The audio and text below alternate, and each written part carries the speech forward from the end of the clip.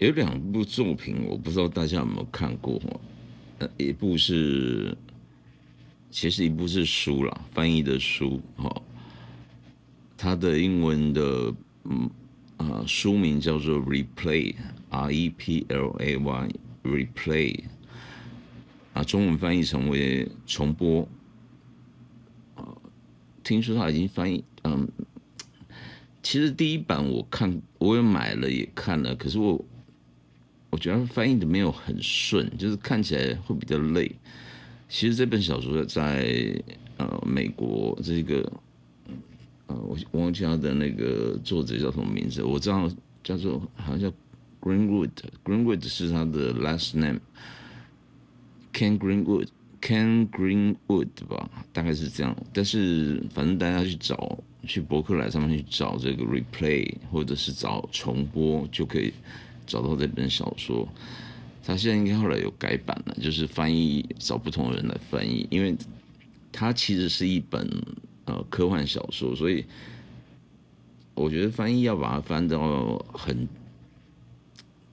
又是小说又是科幻的，你要把它翻到信达雅真的很困难。你太过理工的来翻译的话，翻译的会很僵硬。毕竟它是个科幻小说嘛，它当然不是只是在写那个科普论文嘛，更何况这个也不能算是科普论文，它是科幻小说哈。然后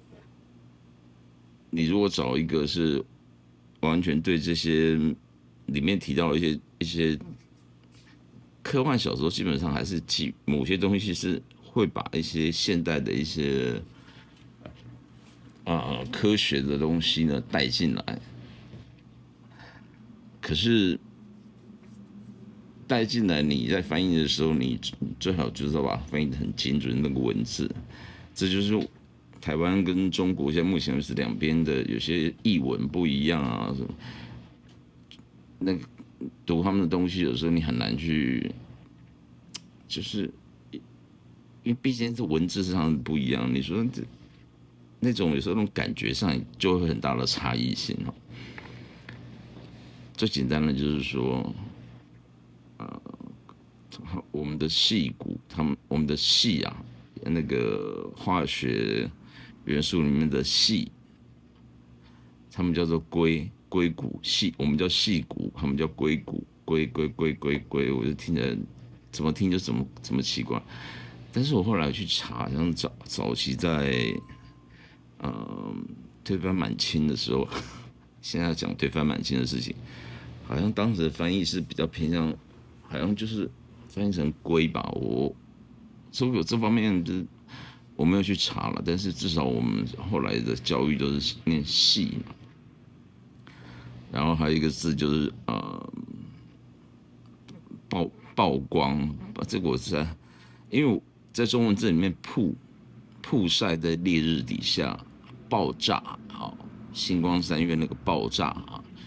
气爆案，爆那是一个火字旁，所以一个是日字旁，一个是火字旁，曝晒，一个是爆炸，这两个本意上就是不一样的意思。然后所以我们说什么一件事被曝光了，意思是说这个呃，它好像被晒在太阳底下了一样嘛，被摊开晒在太阳底下了一样。那个日头就好像众人的眼睛一样的看着你哦。那爆炸一个火字旁，火就很生动的表示它是就是有火去，就是有化学现象去引爆的整个不管是内爆是外爆都是一样的一个，那是更怎么样支离破碎的现象，或者说一个是社会性死亡，一个是生理性的死亡，哈，曝光或者是爆炸，但是在中国那边一律叫做爆。哦，我听了是每次听到这个就是很出戏啊，就是不管是在看什么，我很少看他们电影啊，就是说不管是在听他们的讲话或者什么东西，反正听到"爆"这个字，我就觉得，因为曝跟爆就不一样嘛。影片曝光了，影片曝光了，这个爆炸了，这个事情爆炸了，这个新闻事件怎么样怎么样，这是不一样的东西啊！你一听到这个词，把它混在一起，就觉得怪怪的哈。然后我以前在曾经某一段时期，在一个外商工作的时候呢，那时候台湾的市场小，这是真的是没有办法的事情哦。所以国外在比如说有产品要在亚洲区贩卖，或者说我们讲大中华区好了，大中华区基本上当时就包含了台湾、中国、香港，那时候好像还没回归嘛，哈，香港还有新加坡，或是部分的马来西亚的，我讲的都是人哈，里面有华人在，但是其中呢，香港人虽然讲的也是繁体，但是他们的话又有一些很奇怪的字。我个人是觉得那个香港的那个怎么讲呢？他的那些创造的那个香港的那个特有的汉字呢，我个人觉得反而比起日文的日文汉字来讲，香港那边比较粗俗一点，就是那种字有点像口语化的字，然后把它翻译，就是弄出一个新的一个繁体字出来。所以那边的繁体这样子的东西我觉得看起来怪怪的。可是他们如果是撇开用这个东西来讲话的口语化的东西呢，他们不用的话，单纯用写一般的文章，我是觉得我是觉得香港某些文人写的东西还蛮不错的。最明显的例子是什么？就是金庸嘛，对不对？倪匡我就不讲了，倪匡就是也不错啦，但是他的东西比较没有深度，我个人觉得比较缺乏深度，但是也是符合他的个性。那还有一个就是角色，我们叫角色，我承认说，其实叫中国人叫角色是不是？主角什么的，这个我没有意见，因为这个其实这是一个破音字嘛，所以我们举凡在谈到有关演戏方面的角色，就是比方讲，我说我今天讲一本书和另外一部电影，另外一部电影里面呢，它的英文片名叫做《Prestige》，然后中文翻译成为《顶尖对决》，它里面两个都是男主角哈，一个是 Hugh Jackman，就是演金刚狼那个，还有一个就是Christian Bale，Christian Bale 就是早期前一期在演那个蝙蝠侠的那个，我讲的是那个诺兰导演的那蝙蝠侠的版本哦，不是后来那个 DC 的那个蝙蝠侠，那蝙蝠侠的演员叫什么名字我忘记了，很壮的那个。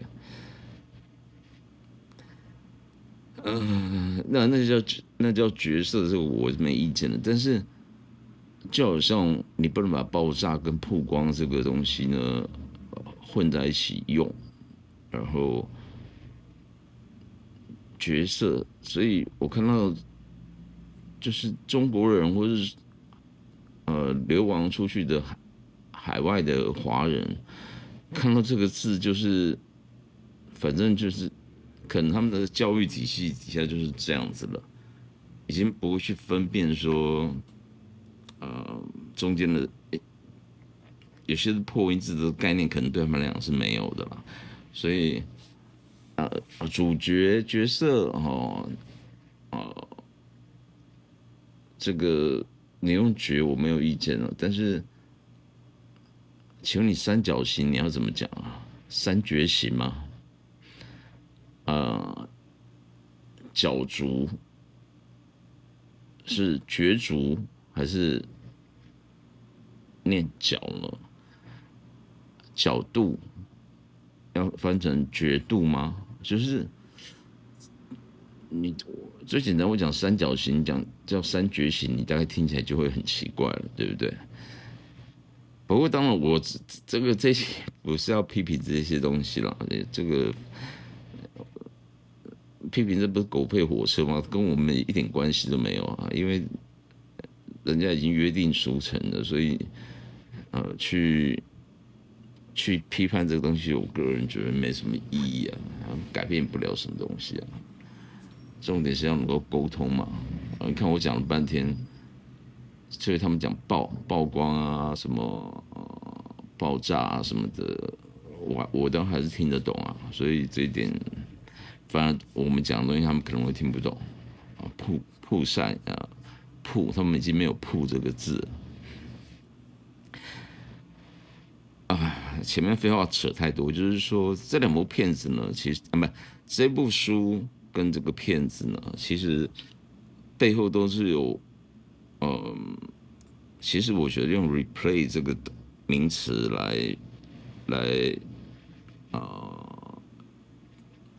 代表是最合适去谈这两部一个书一个电影的。那书里面 replay 它设定很简单，就是重播嘛。什么叫重播？在电视上，在 YouTube 上的重播就是再看一遍嘛。但是用在人生里面就可以把它视为说重新再来一次。重新再来一次呢，细节我就不透露了，我们就单纯只是想到这个概念，重新再来一次。重新再来一次呢，在那个书里面，它的定义是，你重新再来一次，而且你还记得你不能讲上一世、上一个世、上一世所发生的每个 detail，然后就是说，你个人的生活就是虽然重来一次了。但是你的之前的记忆，就是这个世界的运转，跟你有没有死亡，其实没有关联。就是说你回来的时候呢，你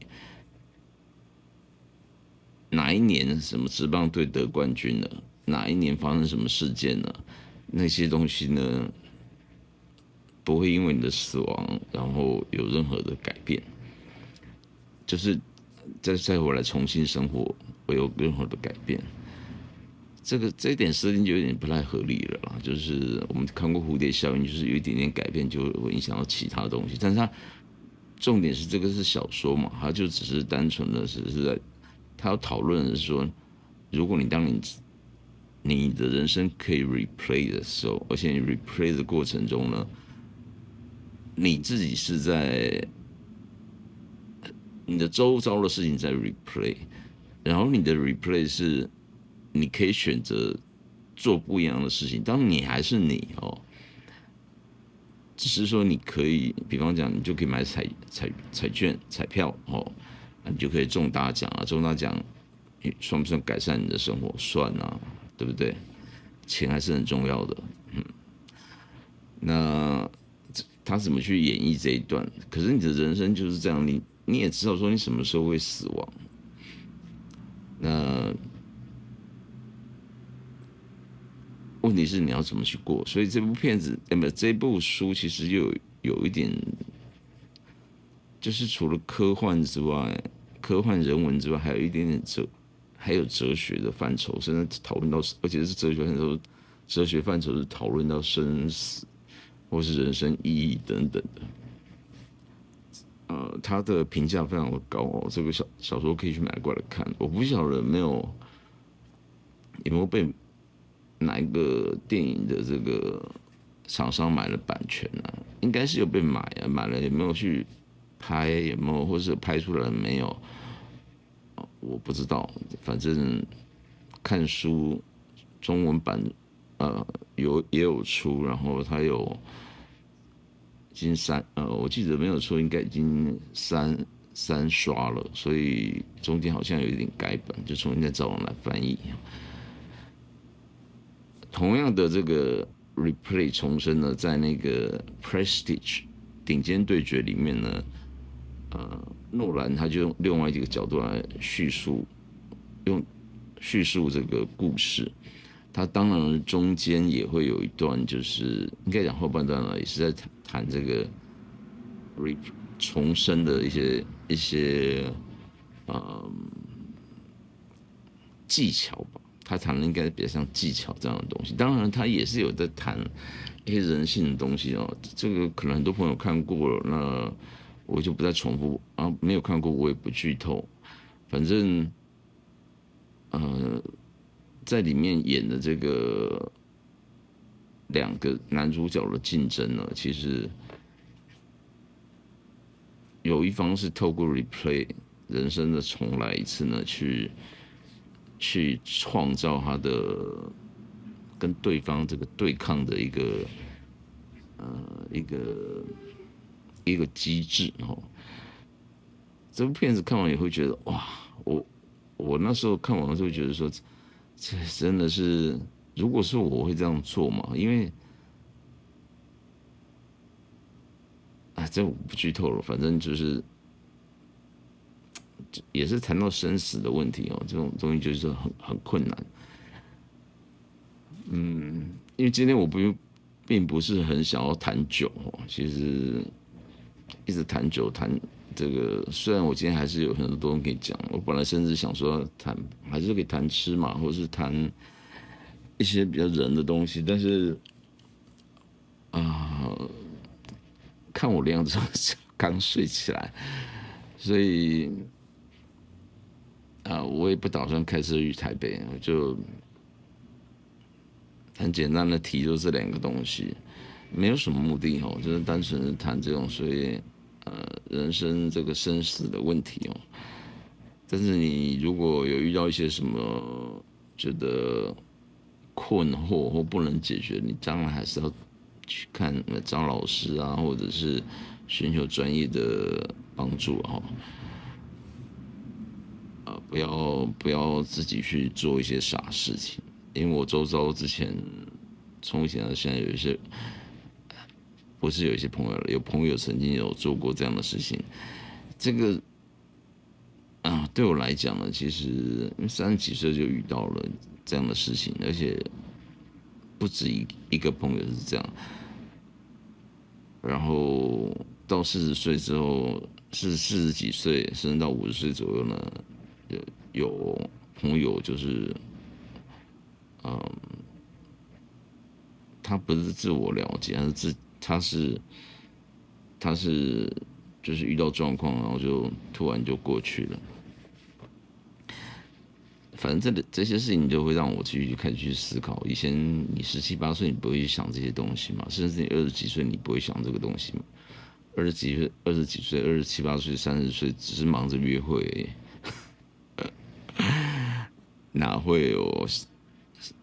其他的想法？那时候都觉得这个自己人生大好人生呢很漫长，所以这个就跟现在一些小草们一样，我觉得好像自己可以改变很多事情。但是不管是电影的 replay 或者是 prestige，其实他谈的其实都是一种无奈哈。那我今天讲这个呢，其实最主要还有一个目的，当然不是介绍这个书，也不是介绍这个电影，大家可以去看，这个是一部好书，而且很有名的书。然后这个电影《Prestige》呢，虽然它的风格没有像诺兰后期比较稍微圆融一点的，但是呢，它不会像敦刻尔克大撤退这样比较偏向于缓慢，或是那种，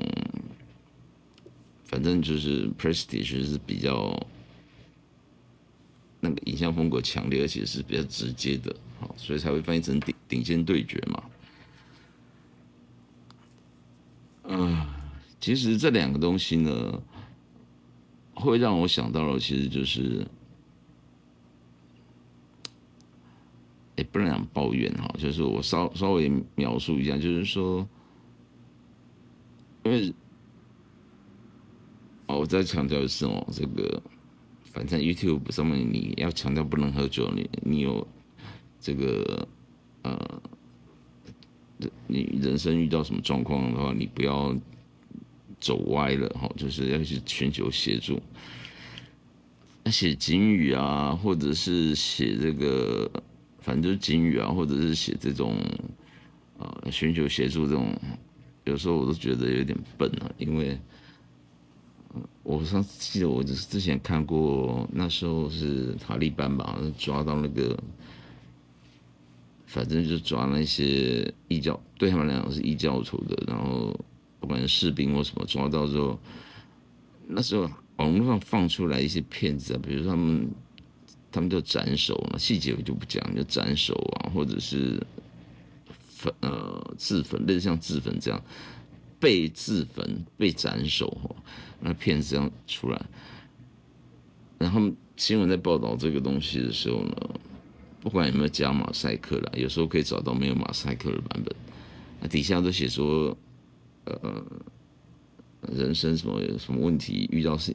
事情可以打电话给张老师啊，类似像这样的东西，我都觉得你这个警语出现在这里不是很奇怪吗？那个人是要自愿的，他是被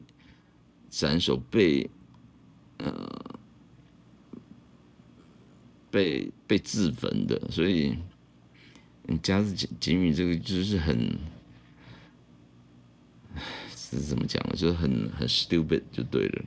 看起来很讽刺，你知道吗？好像他有选择的机会一样。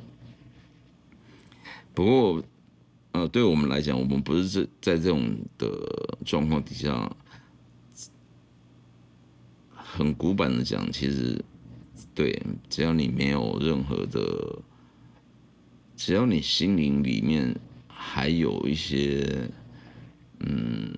斗志的话，你总是都会有机会的，都会有机会 replay 的。好，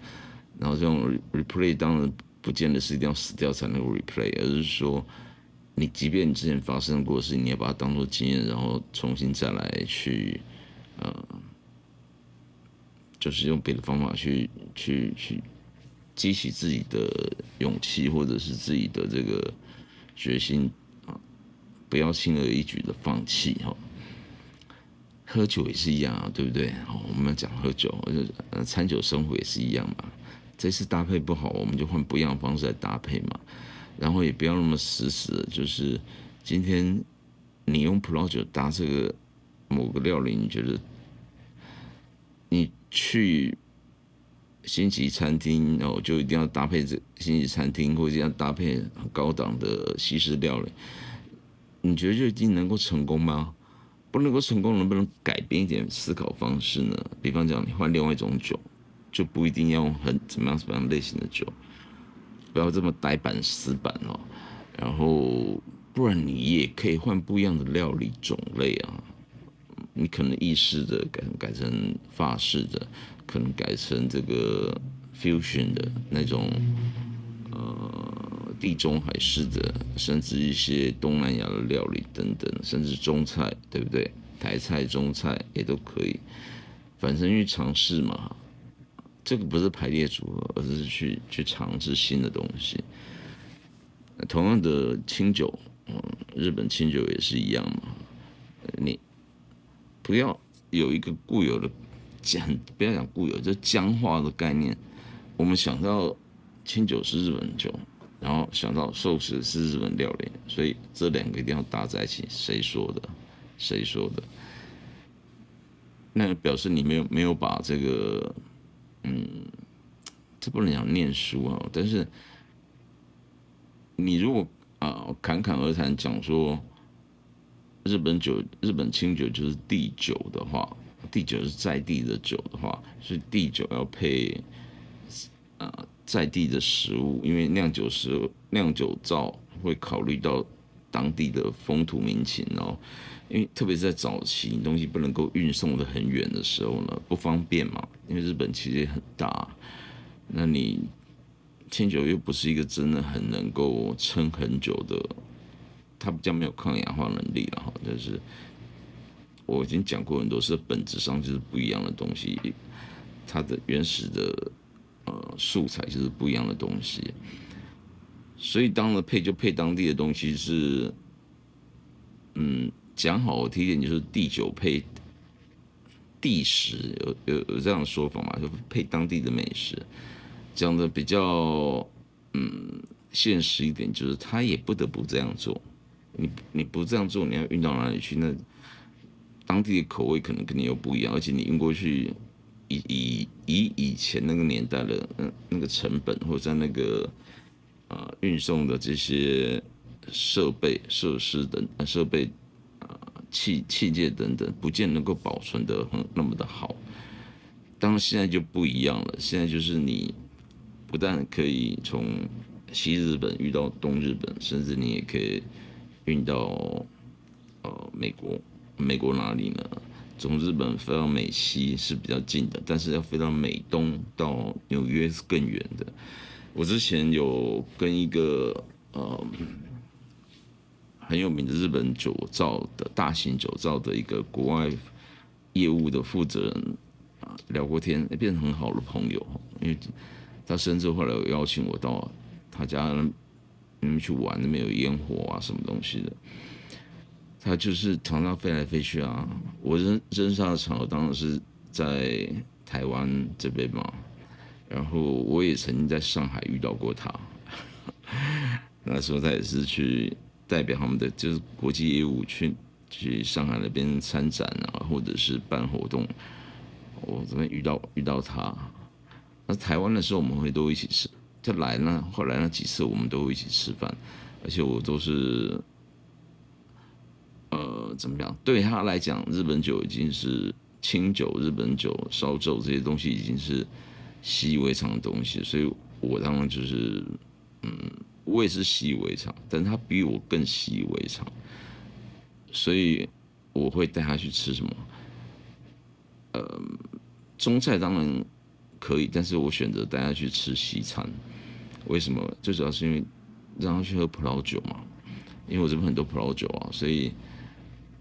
来我们就吃几次都吃比较高档的西式料理啊，然后配这个葡萄酒。对于清酒酒造的人来台湾，我大部分都是带他们去吃这个吃西式料理配葡萄酒。因为很多日本酒造都是大地主，但是你知道酿酒这种东西不可能在人口很稠密的这个都市里面，通常都是注重水源啊，或者是比较因为那个牵涉田的问题嘛。我讲什么早年代的哈，就所以大部分是地主，然后你要种田的那个田地啊，什么东西，你怎么可能在东京种田，对不对？所以我之前也提过说，东京只有一个，而且还是比较郊外的，因为东京都是一个很大的一个区域，非常大，然后它还有分什么什么区，什么什么区，那个区可能就是搞不好就三分之一个台湾这么大了，这么大一个区哦。然后它就是里面某个区，我记得好像是在，是哪一个区我记不起来了，反正就是在它名义上是属于东京了。然后就是有一个唯一的酒造，那个酒造呢，也不是刻意要设在那边，而是它设在那边的时候呢，东京还没有发展，它是很有传统的酒造。然后到现在在那边就会有点尴尬，因为就那个附近土地很贵啊，然后就你是在那种地方从那个地方酿造出来的酒，人家也会，就是说如果比较在乎这些风土或者在乎这些，嗯，我觉得蔬菜就是要比较乡下田舍啊什么去种出来，怎么会在东京的郊区或者大东京就有这样的东西？因为对它的品质不太敢，不是不信任，我会觉得说不会很好虽然说我喝过他的酒，其实他的酒有几款早期到现在都还有引进台湾了，我觉得还蛮好喝的什么酒就不讲了，因为这个就是也被 YouTube 讲说我在推广哪一款酒，没有，我讲的是背景这个知识而已。然后对，今天讲的真的非常繁杂，比我上次讲那个庙里面算命的东西更繁杂啊！既然这么繁杂了，就不要拖1个小时，30分钟差不多。这30分钟做个结论，就提到一部书嘛，然后一部小说，一部电影，然后它背后贯穿的其实就勉强把它跟酒扯到关系的就是 replay，你讲重播、重生、重新再来一次都可以，就是我们在选择搭配性，回到酒这边来讲，在选择搭配新东西的时候，你也要有多一点这个冒险的精神嘛。既然重新再来，表示你多了一个机会啦，那你也许你就应该要走走看不一样的路，看看这样子的组合搭配，或是不一样产区的酒喝起来的感觉是怎么样子。如果你本身资源是够的话，不要老是干一样的事情，你不会觉得无聊吗？对不对？很无聊啊，真的很无聊。对了，有一件事情当做结论啊，就是这阵子新闻也在讲的那个，另外一个 YouTube 在谈那个什么心灵课程那个东西呢，他在讲的是这种东西是不好的，我500%同意。为什么？因为我有朋友，我就觉得他就是这样的受害者。发明这些东西的人，当然可能有好的我不知道，但是怎么我遇到了几个，我都觉得他们怪怪的人，看起来怪怪的这样，那种怪到前几天，是南部吧，南部的乡下区，然后中低收入人口，不是有发生什么一家人就是爸爸、哥哥、母亲，就是信教信到有一点这样，而且那种是就是邪魔歪道吧，就是把自己的儿子，就是小儿子，说要挖鬼啊，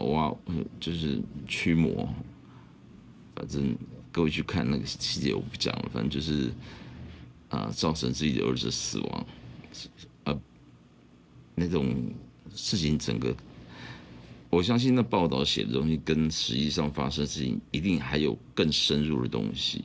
更邪恶的东西，更那种，我所以我觉得当这种小屋啊，就是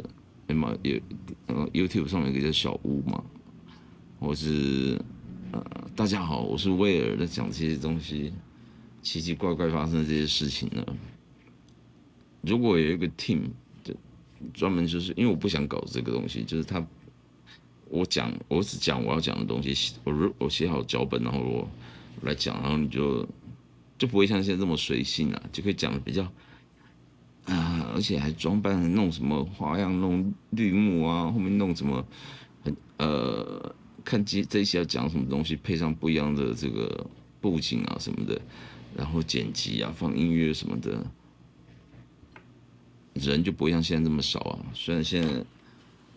我是估计下个礼拜应该可以超过5000人了，但是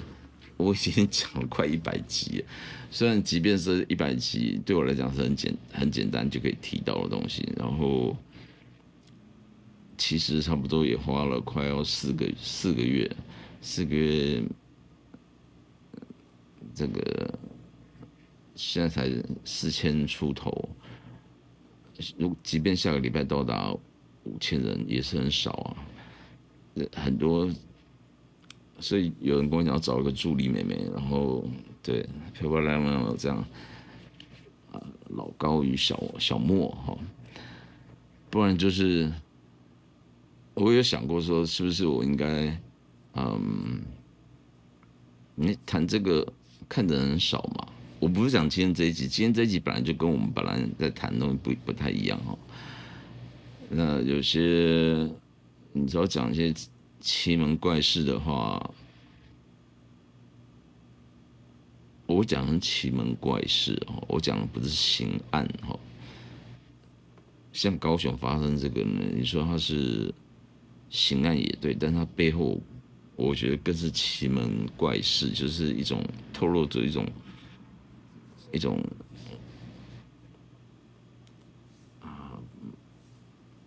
就是不能讲恐怖的氛围啦，就是透露着一种跟平常那种一般帮派血拼啊，然后开枪什么那种死人那种不一样的，那背后挖出来，搞不好就给讲一大堆了。只是说，我们台湾虽然是一个民主的社会，但是很多东西还是有限制的。然后像这些东西就挖出来，这种可能也会民族信仰啊什么东西的，报道太居心迷，特别是不好的方面的话，也不好，也可能可能这个也是会自我审查吧，就不会做这种事情哈。另外还有一个是台湾的管制其实还是蛮严格的嘛，就是那些东西造成我觉得恶人坏人其实有的力量比一般正常人有的力量还要强大。那问题是，如果你是在一个执法很有效率，不管从检警检警法官调查局检警调法这几个系统，如果都很有作为的话呢，很迅速的话呢，那倒还好。但是台湾就不是这样啊。你说我是不谈政治，但这点我要稍微提一下，就是因为我是花莲人。傅昆萁这边搞的事情真的太离谱，他搞的事情就是也是我离开花莲之后，所以他主政下，他们家族主政下花莲，我没有经历过。虽然我常常回去，但是我的户籍那时候是迁在台北来了嘛，就在台北生活。但是傅昆萁这样搞，然后这种很公然的，像那个王宏威一样，很公然就是还有那个什么陈什么真啊，那个被夹到手的那个，就是感觉好像真的就是去听指令的那种感觉，我就觉得很糟糕。台湾这种人很糟糕，因为我不是国民党，我也没有参加任何的政党，但是我纯粹就是我觉得台湾优先嘛。那你干这种事情的话，你直接就，你如果真的有兴趣，你就直接就转去中国大陆，中国就好了，放弃台湾的户籍啊，放弃台湾的国籍啊，你干嘛拖一堆人下水？我都觉得实在是莫名其妙。所以，这今年可能会有很多变局吧，就是包含川普的上任2.0，而且他更加以美国为优先什么的，经济啊，可能也会就不是受到影响，就是说整个我们台湾这边也是，毕竟是一个比较小的国家嘛，然后要怎么去应对这个，我觉得今年变化应该蛮大的，变化应该蛮大的，好吧？这个就这应该归在随语随谈之中了，勉强扯一点跟酒有关的东西，但是基本上没有什么没有什么没有什么重点。